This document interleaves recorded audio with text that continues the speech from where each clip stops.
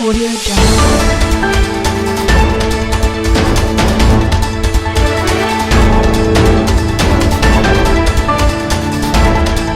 Audio Jungle.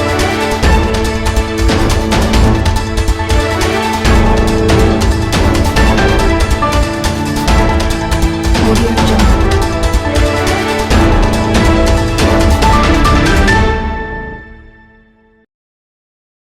Licha ya wito wa maandamano dhidi ya Rais Samia Suluhu Hassan, hali ya utulivu iliendelea kuwa shwari katika maeneo mbalimbali nchini Tanzania siku ya Jumanne Disemba 9, 2025. Mwishoni mwa mwezi Oktoba, waandamanaji walidai rais ajiuzulu na kusababisha ukandamizaji mkali kote nchini. Vilivyotolewa na rais na serikali yake katika siku za hivi karibuni vinaonekana kuzuia uasi wowote na kushinda hamu kubwa ya mabadiliko miongoni mwa vijana wa Kitanzania. Kwenye mitandao ya kijamii siku ya Jumanne Disemba 9, 2025, vyombo vingi vya habari vya Tanzania vilionyesha picha za miji iliyosalia tupu kwa kuzingatia hali ya jumla ya nchi. Miji mkuu wa kiuchumi wa Tanzania, Dar es Salaam, pia hakuna mtu aliyejitokeza kuingia mtaani kufuatia onyo la serikali na vikosi vya ulinzi na usalama. Hata hivyo, jiji hilo lilikuwa mojawapo ya maeneo muhimu ya maandamano ya kudai kuondoka kwa Rais Samia Suluhu Hassan mwishoni mwa mwezi Oktoba. Katika siku za hivi karibuni, maonyo dhidi ya waandamanaji yamekuwa yakitolewa kila mara, huku akisema tuko tayari.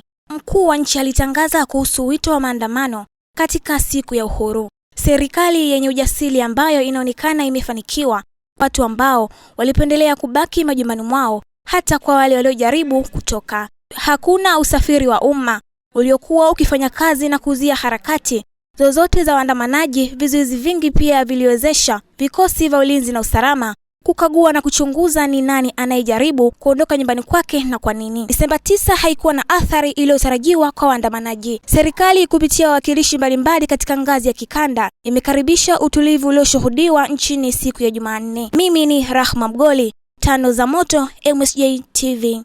Mapinduzi Benini yashindikana. Kama jaribio la mapinduzi nchini Benini lingefanikiwa wiki iliyopita, lingekuwa jaribio la 9 kufanikiwa katika ukanda wa Afrika Magharibi ndani ya kipindi cha miaka 5 pekee. Siku chache tu baada ya wanajeshi kuchukua madaraka nchini Guinea Bissau, wakati shughuli za kuhesabu kura za uchaguzi wa rais ikiendelea, viongozi wa Jumuiya ya Kiuchumi Afrika Magharibi ECOWAS waliamua haraka kwamba jaribio la kupindua serikali ya Rais Patrice Talon nchini Benini lilikuwa hatua ya ziada ya kuingiza kanda hiyo katika machafuko zaidi. Kwa kuiunga mkono serikali ya Benini, ndege za kivita za Nigeria zilishambulia wanajeshi wa asi katika kituo cha television na redio ya taifa na katika kambi ya jeshi iliyo karibu na uwanja ndege mkubwa wa Cotonou. ECOWAS pia ilitangaza kupeleka majeshi ya nchi kavu kutoka Ghana, Nigeria, Ivory Coast na Sierra Leone ili kuimarisha ulinzi wa utawala wa kikatiba. Hii ni kanda ambayo imetikiswa na misumari ya mapinduzi tangu mwaka 2020 na ambayo miezi 10 tu iliyopita ilishuhudia tawala za kijeshi za Mali, Burkina Faso na Niger zikitangaza kujiondoa kabisa kutoka ECOWAS.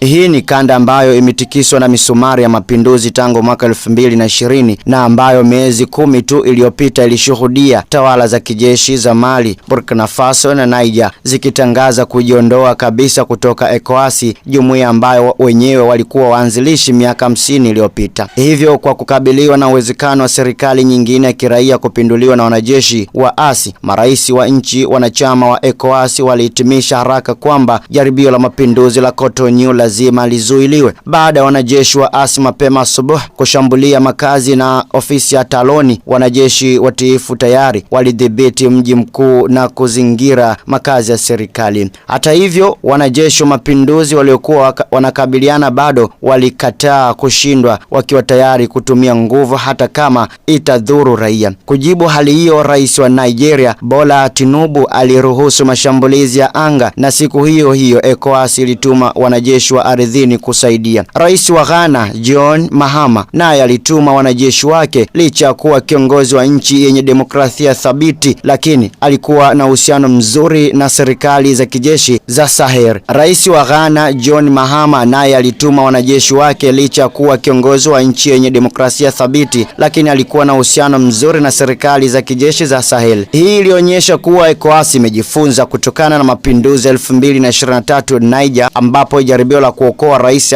asipinduliwe lilishindikana kwa sababu walikuwa hawajakusudia wala kuchukua hatua ya kuingilia mapema. Mara hii nchini Benin, Taloni bado alikuwa na udhibiti kamili, hivyo aliweza kuomba msaada wa kibiashara kutoka nchi wenzake wa kanda. Hali hii pia ilionekana kuwa na msaada wa raia wa Cotonou. Nikiripoti Tano za Moto, mimi ni Moro Nyomboki. Kinshasa, waasi wa M23 wanaoungwa mkono na Rwanda na jeshi lake wameingia viungani mwa Uvira siku ya Jumanne. Uvira ni mji wa kimkakati mashariki mwa DRC ulio karibu na mpaka wa nchi jirani ya Burundi na kuhatarisha makubaliano ya amani yaliyosainiwa hivi karibuni chini ya usimamizi wa Washington. Wapiganaji kutoka kundi hilo lenye silaha linalopinga serikali wameingia katika mji wenye makazi laki kadhaa kutoka kaskazini. Kulingana na vyanzo hivi, vurugu hizi mpya zinakuja siku chache tu baada ya kuidhinishwa chini ya usimamizi wa Washington kwa makubaliano ya Kinshasa Kigali yenye lengo la kurejesha amani mashariki mwa Kongo, eneo linalopakana na Rwanda lenye rasilimali nyingi lakini linalokumbwa na migogoro kwa miaka 30 iliyopita. Mpango huu mpya wa kundi lenye silaha linalopinga serikali M23 na washirika wake wa Rwanda unakuja karibu mwaka mmoja baada ya shambulio kubwa linalowawezesha kati ya mwezi Januari na Februari kuteka miji miwili mikubwa mashariki mwa Jamhuri ya Kidemokrasia ya Kongo. Tangu mwezi Machi upande wa mapambano ulikuwa imara kiasi na mazungumzo yalikuwa yakiendelea katika miezi ya hivi karibuni. Siku ya Alhamisi ya wiki iliyopita, rais wa Kongo Felix na mwenzake wa Rwanda Paul Kagame waliidhinisha makubaliano huko Washington yenye lengo la kukomesha mgogoro huo ambao rais wa Marekani Donald Trump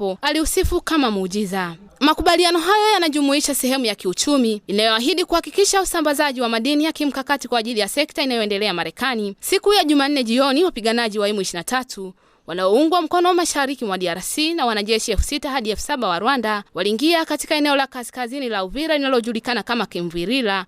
Mapema siku hiyo, wakazi katika jiji hilo lililoko kati ya mlima na ziwa Tanganyika walikuwa wakitoroka makazi yao, huku wakazi, wanajeshi, maafisa wa polisi na wafanyabiashara wa utawala wakikimbia tishio hilo. Nikiripoti taarifa hii, jina langu ni Hadija Po, Tano za Moto. Rais wa Ukraine Volodymyr Zelensky amekutana na viongozi wa Uingereza, Ufaransa na Ujerumani jijini London Jumatatu, kionyesha uungwaji mkono wa Ulaya kwa Ukraine katika kile walichokieleza kama wakati muhimu katika juhudi zinazoongozwa na Marekani za kukomesha vita vinavyoongozwa na Urusi nchini Ukraine.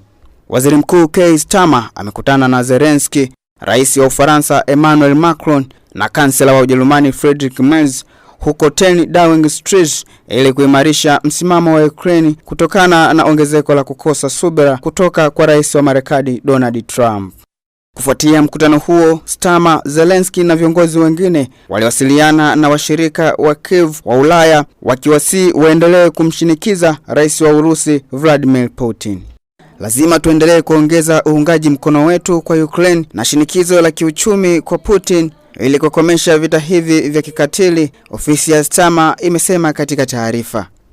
Hii ni hatua kubwa zaidi ambayo tumepiga katika miaka 4 na tunakaribisha muendelezo wa majadiliano haya katika ngazi zote. Starmer ameongeza kuwa kazi kubwa itaendelea katika siku zijazo, ingawa baadhi ya maswali hayapatiwi ufumbuzi. Ikulu ya Elys imebainisha kwamba uliwezesha viongozi kuendelea na kazi yao ya pamoja kwenye mpango wa Marekani ili kuimarisha na michango ya Ulaya kwa uratibu wa kuratibu na Ukraine. Akijibu maswali ya waandishi wa habari wakati wa mazungumzo ya WhatsApp Jumatatu alasiri, Zelensky alisema mpango wa sasa wa amani wa Marekani unatofautiana na matoleo ya awali kwa kuwa sasa una point 20 kutoka 28 baada ya kuondolewa kwa kile alichokiita point zinazopinga waziwazi Ukraine. Nikiripoti Tano za Moto, mimi ni Geoffrey Mbunda, MSJ TV.